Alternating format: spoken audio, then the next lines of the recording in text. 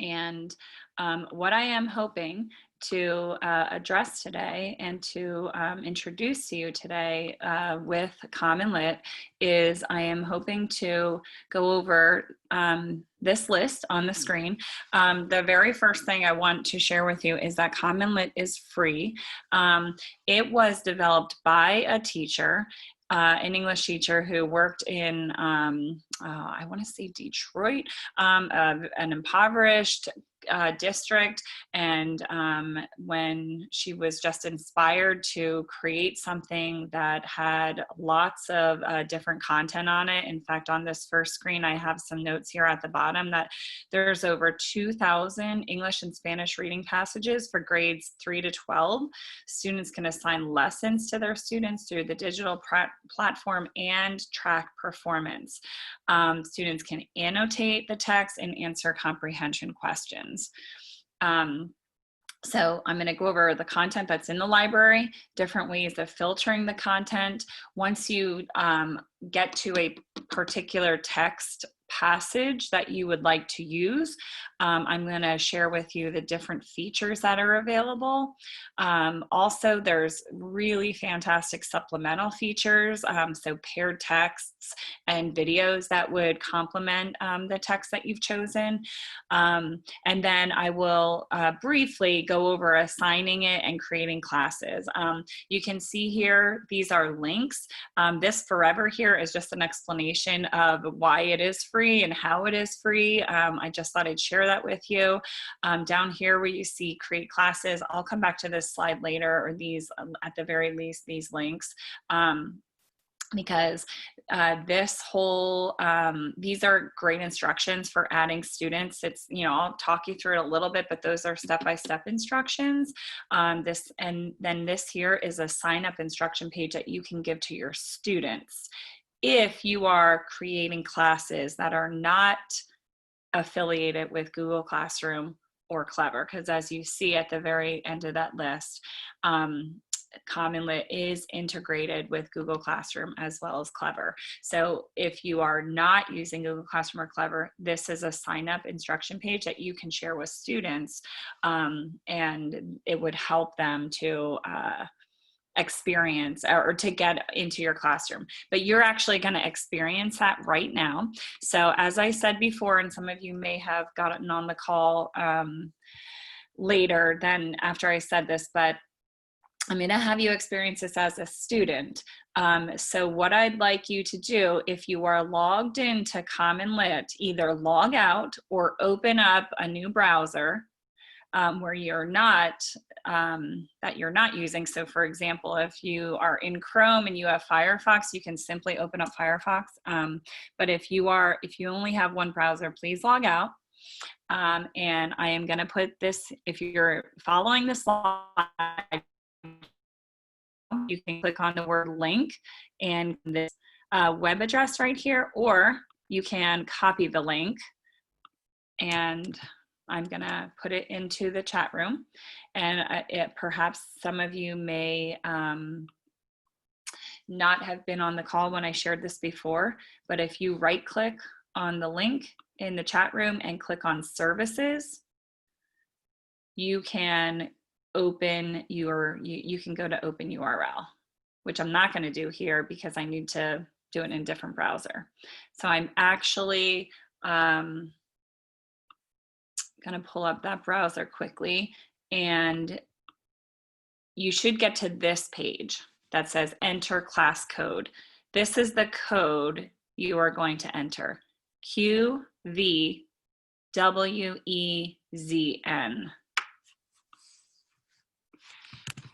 So I'm going to put that in the chat room only because I'm going to go away from that screen. So QVWEZN.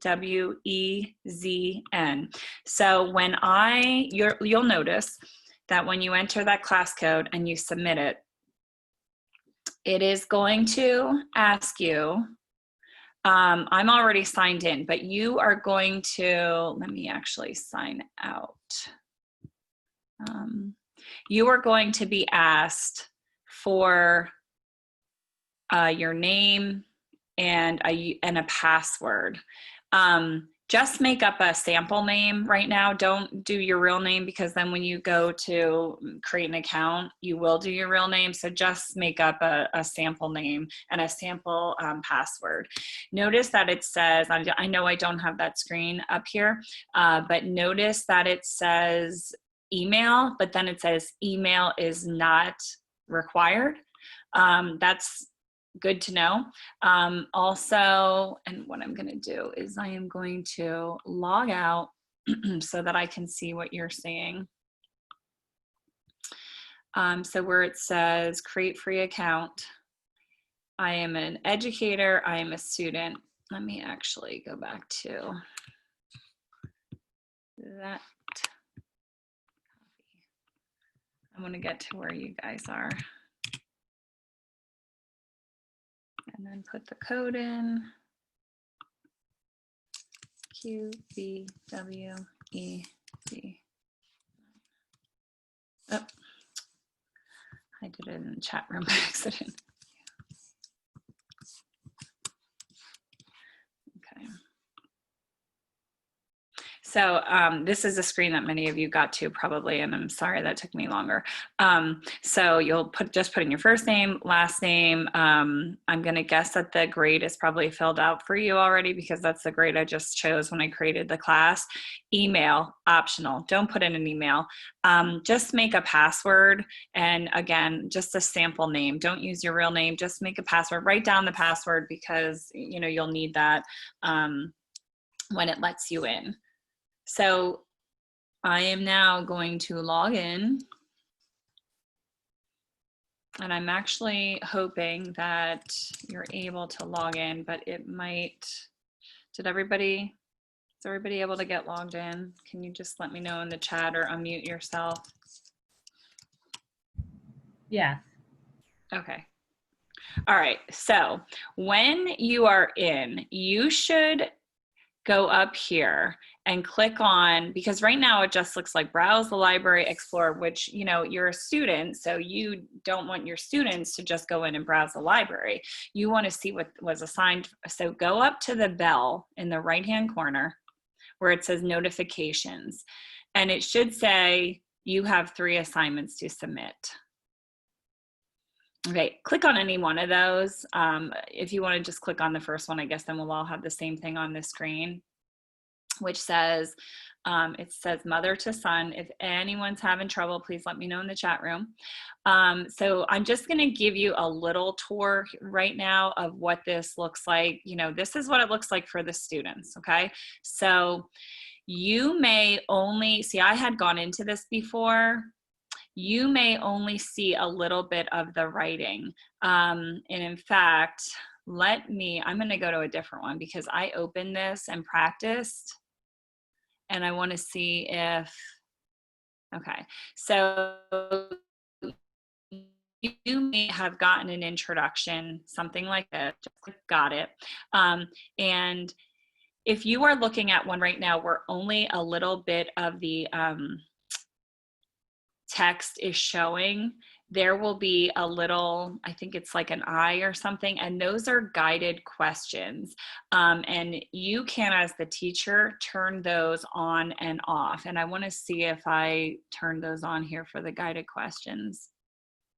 No, I didn't. I only did it for the first one. But then yesterday when I went into practice for this,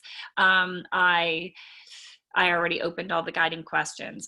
But I do remember yesterday when I interacted with this for the first time, I could only see so much of the text, and then there was a little icon that I had to click on, and then it would reveal more of the text, and there were some guiding questions. Those guiding questions you can turn on and off, and you can assign those to only certain students. And I will show you that when we get to the assign part. Really, it's just an extra scaffold, an extra support for students.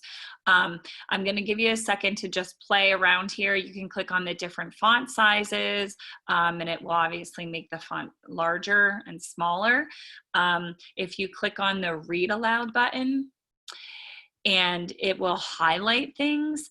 I like it because you can choose You don't have to read everything aloud. So many times when you have a read aloud button, it reads the entire page and it doesn't pause, but it's nice because, you know, I don't need this mother to son part to be read to me, but down here, maybe this name stumps me. So I want to hear Langston that. Hughes, 1902 to 1967, was an American poet, activist, novelist, and playwright. He is also considered one of the leaders of the Harlem Renaissance, which was the cultural, social. Now I want to pause it. So I was, you know, naturally you try to click on the little speaker icon to try to pause it, but that doesn't work. The pause button's actually over here. So if I want to play it, artistic movement of Black artists that and then pause it again. And that's another nice feature because so often you can't pause the reading, the read aloud part. Okay, another thing that I want to show, so I'm going to hide this now and go back so I have the regular menu items here, is I can translate this. So this is not tricky, but I guess the first time I saw that I was a little misled because I thought as soon as I clicked translate, and if you click on all of the languages, it is quite impressive. But I thought as soon as I click Spanish, it was going to change the whole page, but it doesn't. What it does is if you look at the directions under here, it says select language, then click the globe icons by the text. So again, if I go over here and I want this paragraph translated, I click on the globe, and over here, and it's hidden a little bit right now, you can see, oops, I don't know what just happened, but somehow I got on a different, which is fine, because we're all looking at the same page. So let me do that again. So when I click on the globe, it is giving me another, the Spanish version. I like that because, you know, our goal is to help our students, support our students in becoming English speakers. So now they're seeing the English right next to their home language, which is really nice. So they can try to read it in English and then, you know, get a home language explanation of it if they're at that point, you know, where they can't even attempt to read this. Because I know certainly this is, you know, the text, the language is probably pretty advanced for an English language learner when you look at some of the words in here: correspondent, imperialism, foreign territories, etc. And someone added in the chat, at home they can communicate and read with their families as well. Absolutely. Okay. So I'm going to click on Hide Translate to get rid of that. And the last item that I want to share for you is there's an annotation tool. So this is really nice because when you assign your items, you can annotate within and give your students certain directions, but you could also assign something and you might say, you know, this, the texture of this particular text is cause and effect. I would like you to go in and to highlight the causes yellow, and I would like you to highlight the effects red or pink. Okay, so that is a nice way for the students to interact with the text. Another item, you'll see that there are these words, 1, 2, 3, 4, etc. If you click on those, so if I click on 1, it gives me a little bit more information. It is explaining who this Alexandra Dumas was. Down here, it's explaining who King Leopold is. Sometimes it's just words like this, crusade. And I know we're looking at different texts right now. I'm sorry, I have no idea how I got on this one. I think I might have clicked on something within the translation. It explains the word crusade, shrewd. So that's nice as well, because if students are encountering these difficult words or people, names that they've never heard of, they can, if they're curious readers, they can click on them to get more information. Okay. In addition, all of the texts come with an assessment, some assessment questions. So when I show you, when you're in and I show you the teacher side of all this, there is an answer key for you. So you can feel good about that. But these are the assessment questions. And if I click and then save, I'm just going to go through just so you can see what happens at the end. I have no idea if I'm answering any of these questions correctly. I'm just guessing.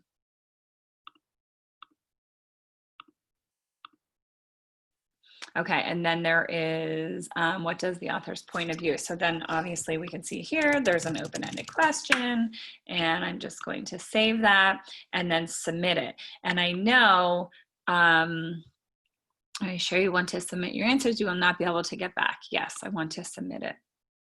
Okay, so now it takes me back to my home page, and on this page you can see this is my account and classes. So I just made an account for my daughter in here so I could play around. These are the assignments. So you can see here, this is grading in progress. This is an assignment to begin.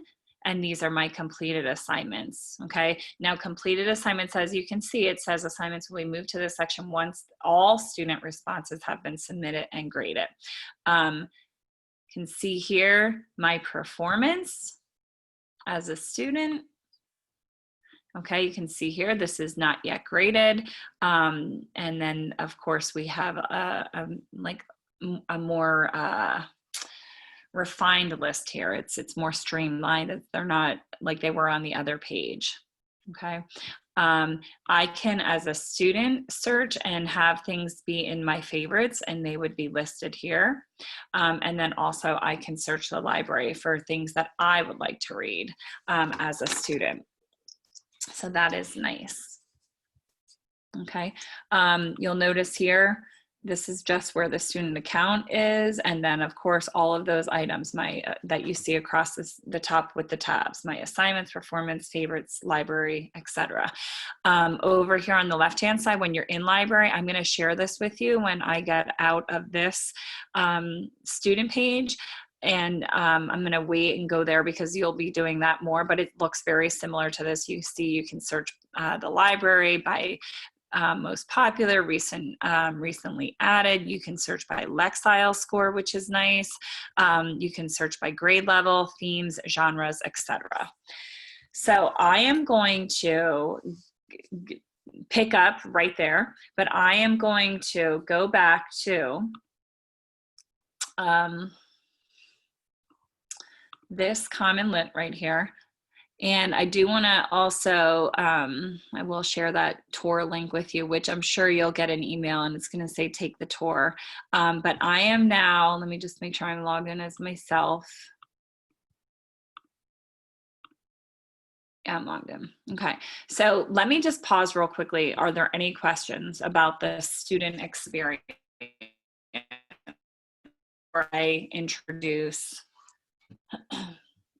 Okay, if you are logged in as a student and not in another browser, go ahead and log out by going up here to the little person icon and log out, and then go to, I'm not sure where it will take you when you log out. You might still be at commonlit.org. If you're not, go to commonlit.org, and I would like you to click on create a new account.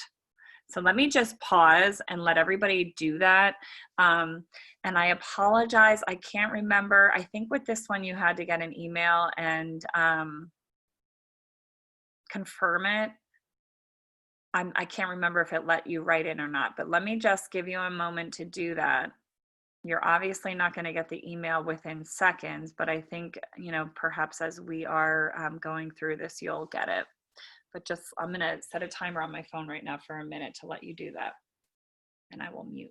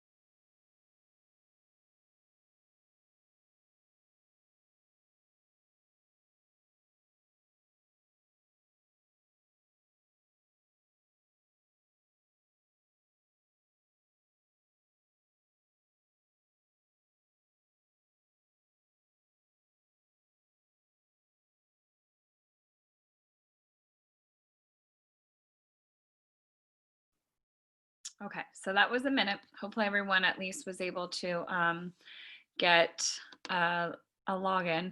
Can you guys tell me in the chat room what happened? Did you get right in, or does it say it's going to send you an email to confirm? Or someone can unmute. Let me know what happened.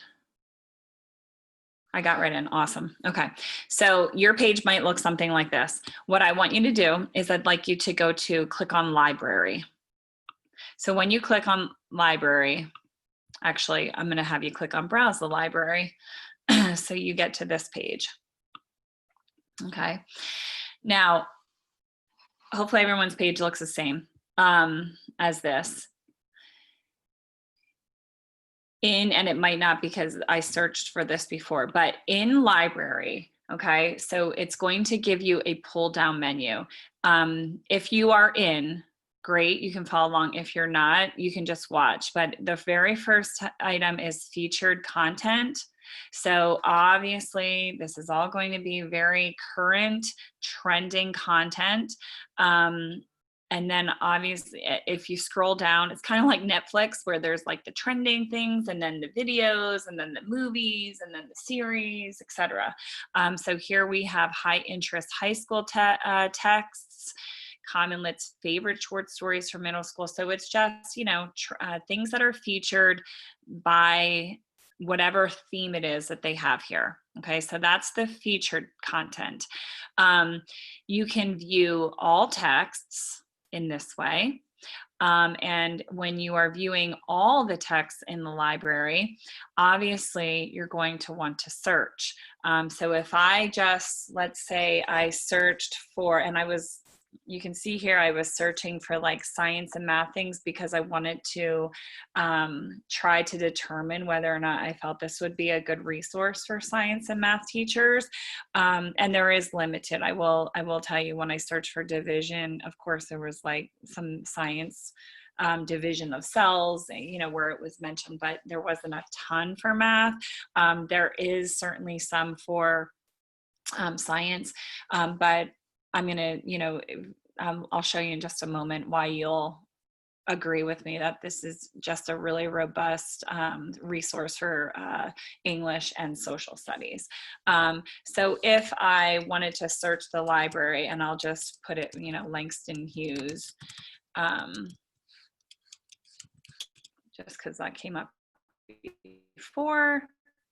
You can see here that there are a whole lot of Langston Hughes items. Now, if I want to narrow my search even more, you know, I can certainly search by most relevant, recently added, Lexile score, lowest to highest. So if I would put in here lowest to highest, you'll notice now it is sharing with me the Lexile scores. Now, if I hover over it, it gives me a little bit more of a description. You would think it'd be the other way around, that those other items wouldn't be there from the beginning, but you can see there that very first one, it's a 650 Lexile score, short story designed for 7th grade. So you can see that right from the where the search is, the search results are being shown in front of you. Also, over here on the left, you can make a Lexile range. So if you wanted to make it, you know, like 650 to 1160, most likely many of these will disappear, or some of these will disappear, I should say. You can also search by just grade. So if you wanted to search for 5th and 6th, here it's giving me 3rd and 4th. Oh, okay. I wanted to do 5th and 6th, 7th and 7th and 8th, but it kind of does it right away. Usually you can check them and there's an apply button. But now if I wanted to search within the grade band, 5th to 8th, now it is going to delete some of the items. So that's nice that you can continue to narrow your search. Okay. You can also go by theme and genre, related books, devices, etc. I'm going to share all of that with you this way by going up here to library, you can, and they're all down here, so I'm going to share that with you in just a moment. You can search by unit, browse units. So this is obviously 3rd grade, 4th grade, 5th grade, etc. And it is going to have some featured units. Okay. And then still in this library button, you can search just, a quick little search box.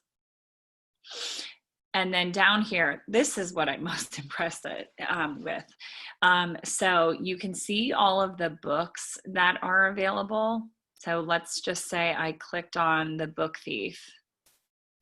This is going to give me the actual summary, how, when and how to pair it. So if I clicked on, let's see, Hope. These are going to be book pairings. So when I go back to that, again, these are book pairings. Okay, so it looks like, you're getting the whole book, but if I click on the book thief, again, these are book pairings these are passages that would be well used to pair with that particular book. Okay, so it says below are some reading passages that we have handpicked to supplement this book. Be sure to read the passage summaries and our suggestions for instructional use. So if I clicked on this, as I did before, it's going to be very similar to what I showed you from the student perspective. Okay, I'm going to go back again to library and genre. So this is, to me, pretty cool, that I can just go over here. I'm teaching myths, Greek myths, 7th grade, and I want to look for all of these myths. And here we have a very large collection of myths. I remember when I was teaching 7th grade, there were 3 or 4 myths in my anthology, and here there are multiple. So this is like, for me, I'm thinking, oh, I could assign one of these myths to each of my students in pairs or small groups, and do a lesson with that. So I love that you can search by genre, and this I really love as well. Where is it? Right here. Hold on a second. I'm getting ahead of myself. Obviously, you can search by grade level. You can search by literary device. That's super cool. So for example, if I wanted to search by theme, that's a pretty common one. I know for all of you who are on with, who are grades 4 to 8 teachers who, obviously we got a free pass this year with the TDA, but if I wanted to, do some kind of practice with, let's say, symbolism, these are going to have, let me look for a 7th grade one. These are going to have right here, like the white umbrella. This one is going to be a great text to represent symbolism. So I love that. I have a question here. Do students need to have the class code to begin the class, or can you just add them yourself? How about, can we just hold off on that just a moment until I get to the adding students, because I do believe that the answer is yes, but I want to make sure it is when we get there. Okay, thank you for your patience. So again, I know that I'm showcasing these. You guys probably went down a dark, deep rabbit hole for those of you who are on here and lovers of all things ELA, because this is just a fabulous resource. Now, the reason I mentioned earlier, this is an awesome resource for social studies teachers, is look at this. So when you go to text set, now many of these are obviously historical periods. You can see here there are some science in the last column there. We see science of the body, we see space, STEM.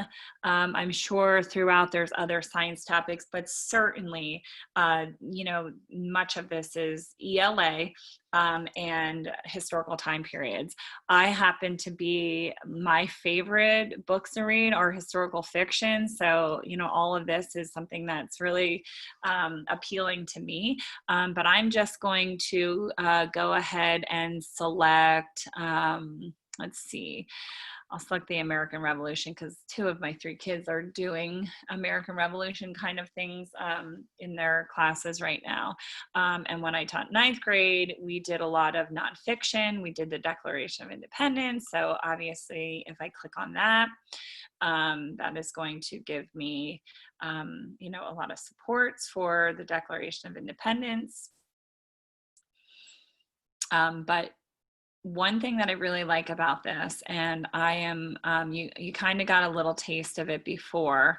Look here, you can search by theme as well. Okay, so you can search by, if I wanted to search, you know, on prejudice and discrimination, I could search by theme. And then finally, you can see here that there are Spanish texts. Now, these are going to be, you know, in Spanish. You don't have to do the translate tool. Okay. But one thing I want to make sure that I point out is, and you kind of got a taste of this before, I mentioned it before. Let's see, what do I want to pick? Let me go back to genre, and let me go back to myths. So one thing that I really like about this, I'm going to go ahead and select which myth that I love to teach. Oh, this one here, Daedalus and Icarus. So I have a myth up here, and we'll kind of dive into this a little bit more.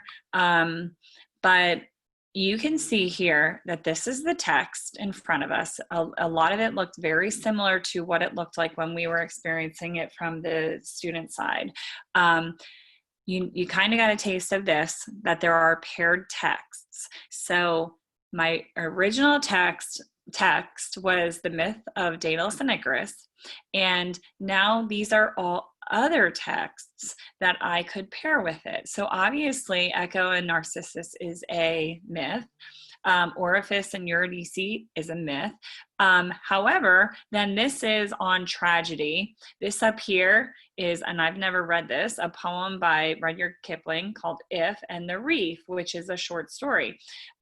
So these are not myths, but obviously they have something to do with, like you can see here, the myth of Daedalus and Icarus with the reef, and ask questions to compare and contrast text. So it's nice because there's paired text. In addition, there are related media. And of course, the one I select, there's no related media. So let me go back and pick a different one. I know for a fact when I was playing, and I just did like the Civil War, and I selected Emancipation Proclamation and related media. Now, many of the ones that I've selected had multiple videos, but this one is great because this one has, you know, this one obviously is going to be some kind of biographical explanation of the Emancipation Proclamation. So not only is that great because it just provides more information, but it's also a really nice support for our struggling readers, for our ELs. My guess is you can click on this and turn on a lot of times you can turn on the closed captioning. And I'm going to get out of that. The South had 4 million slaves who were vital in society. Okay. So I want to see here. Yes. Yep. They have STEM and science. I just wanted to check out the chat room real quickly. Okay. So let me remember our text is the Emancipation Proclamation. So let me just go over a few things here before getting into assigning students and creating classes and all that. So obviously right here, you can assign the text, which I'll come back to in just a moment. You can download the PDF. You can click on this heart, and that makes it, I already added it to my favorites, but there you go, add it to my favorites. So now when I go up here into my account, now where is it? it might be on the homepage. I'll have to go back when I go back to the homepage and show you where the favorites are. But now it has become a favorite. It shows here, of course, it's 10th grade. It gives you the Lexile score, just like the student experience. I can change the text size. I can, for myself, do a read aloud, the translation, and I can annotate. So one thing that I really like about this site is when you hover over it, it tells you what it does, because a lot of the times I get these questions, it's very intuitive that it knows what you're thinking. So it says students can select text to highlight or add annotations on their assignments. To view their annotations, go to an assignment dashboard, the assignments dashboard, and click student annotations, which I think I can share with you because I just did those annotations when I was logged in as my daughter. So I'll get there in just a moment. You can see here, it gives you a little bit more of an explanation about the annotation tool. So teachers can view student annotations, and they can, it says try out the annotation tools on this page. Please note, student annotations save on assignments, but teacher annotations do not save. Annotations cannot currently be created on touchscreen devices. So that's something that obviously, you should know, that if they have touchscreen devices. Guiding questions. So this is what I had shared before, and I'm actually going to click this to show the guiding questions. But if I clicked on this, this would show me a video on how to differentiate instruction. I already actually watched that, but this text, it says, has guided reading mode. Should you choose to enable guided reading mode with your students, they will be prompted to answer questions as they read. And as I mentioned, when you were the student experience, you might have experienced that anything beyond that guiding question is kind of blurry, that the student can't read it. So the text is revealed as students answer questions correctly. So they have to answer the question correctly in order to move on. Multiple attempts are allowed, and the guiding questions are not scored. It's just for a support for them. So you can see here, it says, click the Q1 icon to preview the question. So this is going to be question number 1, right here. Question number 2, right here. And then question number 3 will be right there. When you assign the text to your students, you turn this on or off, or on for certain students and off for others. And I'll show you how to do that, okay? Assessment questions. These are the assessment questions that you noticed that I kind of clicked through when I was doing, when I was demoing the student text. The answer key is up here for you. So if I click on answer key, it is going to give me not only the questions, but the answers, and then the not only does it list R1.6, the standard, it actually gives you what the standard is. Super nice. While I'm here, I'm just going to go ahead and click on this parent guide. This is something that you can, it says, save this page with your students, or share this page with your students' parents or guardians to give them information on what your students are doing in class. I'm sure that's not something that's at the top of your list right now. However, if you're sending it to 3rd, 4th, 5th graders, it might be something that you would want to share with your students. Okay. I think, oh, and finally right here, discussion, the very last thing. Now, obviously this page over here or this box over here on the right, that is only assessment questions for students. And then if you turn on the guiding questions, that will be there as well, the guiding questions. But none of this other stuff is there. Actually, I can't remember if the annotation tool is there for them, but this discussion is not there for them. This is for you. This is kind of like, I equate this to the questions that are in the margins of a teacher's edition. So like for number 1, how do you think this proclamation was received by the Confederate States? A good discussion question to have. It even provides for you a video of how to lead effective discussions. So that's nice. Okay, so to answer Karen's question, this CommonLit is for grades 3 to 12. I would say, should you have some, high-flying readers in K to 2, my guess is you could be able to meet the needs of your enriching these students. But as far as K to 2, this is geared for 3 to 12 teachers. And I'm sorry for that. That's probably a bummer for you. Okay, so what I'm going to do is I'm going to show you now what the assigning looks like. Okay, so this is the text I want to assign. So I'm going to click on it, Assign. So this is where you can turn on the guided reading and choose your class. So let's assume, and we're kind of working backwards, but just because we're here, let's assume that you already have a class created. So it says assign this text to one or more classes or to just this class. Okay, so I am going to click on my sample class, so we're either doing it to one or more classes or to one or more individuals. And this is where you can go down, see most of your names are going to be here now, and I can choose just a few of you. So let's just say that I choose, I'm just picking the first couple people that I see. I only want to assign this text to these students. It's a really nice accommodation if you want to differentiate your text, send out certain text to certain students. So you can see here that I can send this out to several students, or I can just send it to a class. And if it's to one or more classes and you have more than one classes, you'll be able to check them all here. I only have one class.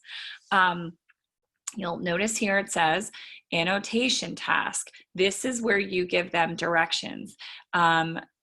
Right here it says, as you read, take notes on the clauses and conditions. What were the purposes? I might add to that. That was there. I didn't create that. That was a suggestion. And I'm like, I'll go with it. Also, highlight, whatever in yellow. So I might add that right there. Then this is where I was talking about the guided reading mode. So right now it is off. If I want to turn it on, I can choose for the entire class. I can choose for one or more individual students, and again, select which students I want to assign that to. Maybe there are just 2 that are going to need this particular, these guided questions. Okay, select a start date, select an end date. I'm gonna choose May 9th. Hopefully that's the first day we get a little bit of freedom to go out safely. Wishful thinking. It says once students are assigned a text, they will be prompted to read the text and answer the text dependent questions. So I'm going to click on Assign. Let's see, assignment already created. Of course it is. So apparently I did already assign this to the class. So that's all right. I'm going to X out of that. So let me go now into my classes, because that is where you will manage your classes. So here where it says manage class. So now if I was in assignment, so let me just, I guess, start from the top. Assignments.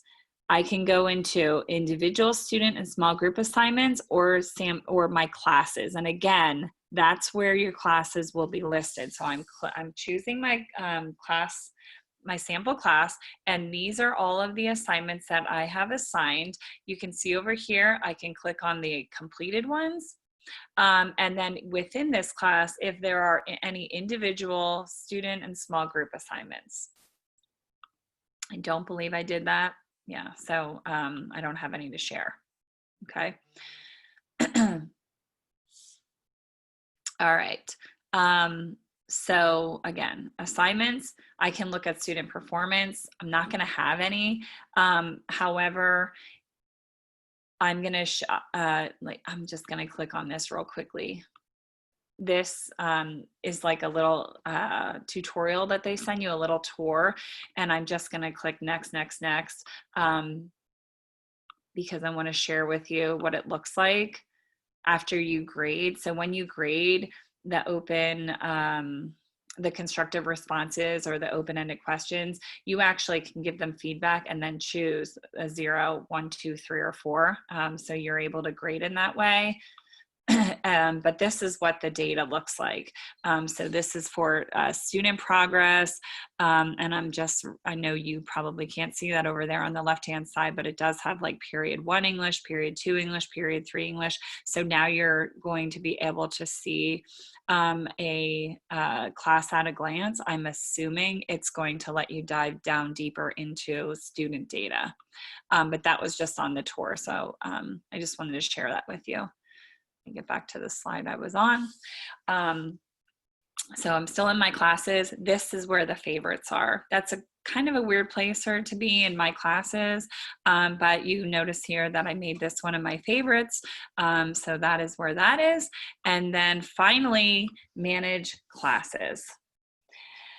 Okay, so in manage classes, this is where, and it's interesting because it did let me assign my first text before there were students in my class. So here you'll see you can take a tour and it will, give you a tour of the page, set up my class.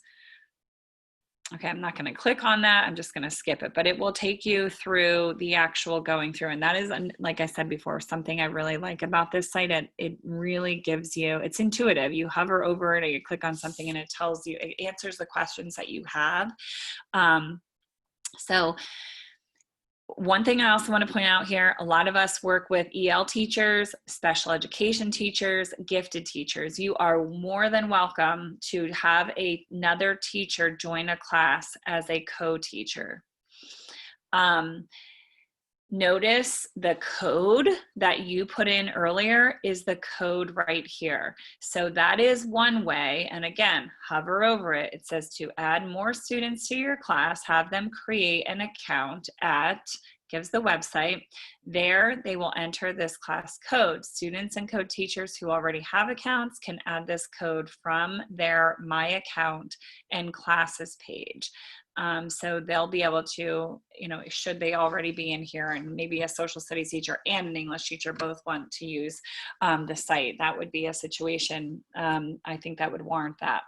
But I'm gonna go here and create new class. So notice you can either invite your students via this code and that link, or you can click on create a new class.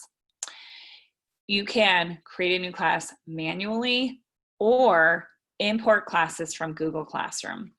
I do not have a Google Classroom. Actually, I should say, I do not have students in my Google Classroom to import, so I'm not going to demonstrate that. But I'm gonna guess that it walks you through it.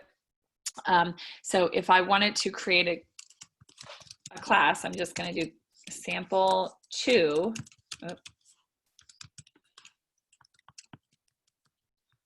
And choose, let's say 5th grade, ELA, and then create class. And that, it's as easy as that. So now I have a second class. And once again, I can either share the link with students and have them use the join code. I can add students in this way. Students new to CommonLit, again, send them there, have them add the code. Students are already in, and I can do a download of a, this is what I was talking about before. It's really nice.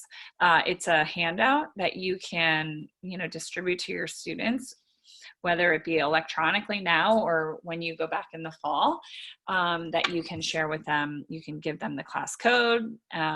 This is probably nicer digitally because they can just click on that. And I was thinking maybe you could click the put the class code in there, but it's not editable. You can't edit this. But then they write down their username and their password. I can't remember where I saw it, but you also have the ability to reset their password. Like if a student forgets their password, if you're not using Google Classroom. Okay. Over here where it says options, here you can manage your students, add students, edit class, manage co-teachers. So I'm gonna click on that manage students, and you can see here, we have first name, last name, usernames, emails, and this is where you can reset the password. You can see what, you can move them to a different class. So if you have a student that goes to a different class, you can change the grade level and view their data, or you can delete them. I want to go back to the slide deck real quickly because I just want to make sure that I hit everything. Adding students, yeah. So this here is a link that the sign up instruction page was what I shared with you, creating classes, adding students. This is a, if you want step-by-step help, this is a link to a support document that is within CommonLit. So how do I add a student to my class? There are 3 ways: manually, import them from Google Classroom, import them from Clever, and then you have step-by-step directions. Okay, I shared a lot. Am I going to put the chat? I did already put the slide deck in the chat earlier, but I'm so sorry that you didn't see that earlier because you could have been following along if you wish, but I will do it again. So right now I will put the slide deck in.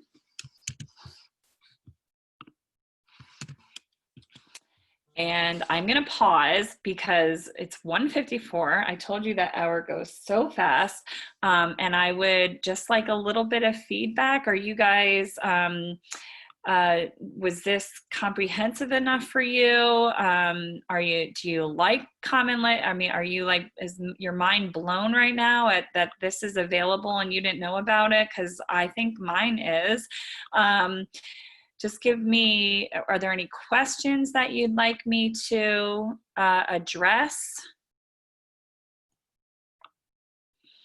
Kelly, this is Kathy. I'll Yes. just share that when I did some ESL PD early on in the school closures, I shared CommonLit as a resource for working with ESL students because of the opportunity to translate and on the videos, adding the closed captions, and also just being able to pick other texts out of a theme. So this might be something you also want to share with your ESL teachers who may not know about it. It's a great resource. Okay, so I just want to, I want to click on something just to share, because Kathy, that is something that I did not point out. So let me just go to this particular text right here. Now, I'm assuming in the related media, you were saying you could turn on the closed captioning? On most of it, you could. There were some videos that you could, and that was the other thing. There are, if your student is, you can find a video to support the theme, so that's also a good option. Okay. And Kelly, I have to jump off, but I did just want to mention that you. I know it's probably in your slide deck, but if you want to mention the exit ticket. Yes, I have that. Okay. Yep. Sure. Thank you, Kathy. Okay, so thank you guys for the positive feedback. As I said, I was not trained to be a trainer, but I just felt like this site was so intuitive and just really awesome. I loved the paired texts because that's so hard for English. I was a secondary English teacher. That was always so hard to find paired texts because obviously most of us are well read, but we haven't read everything. So, you know, that was for me always, that was so attractive. I am going to stay on and just, you know, answer any lingering questions that you might have, but I will also put in the exit ticket. So for those of you who are interested in getting Act 48 hours, here is the exit ticket. And you are welcome to submit that. I've been telling this to everyone, please know over the past, this is week 6 that we've entered.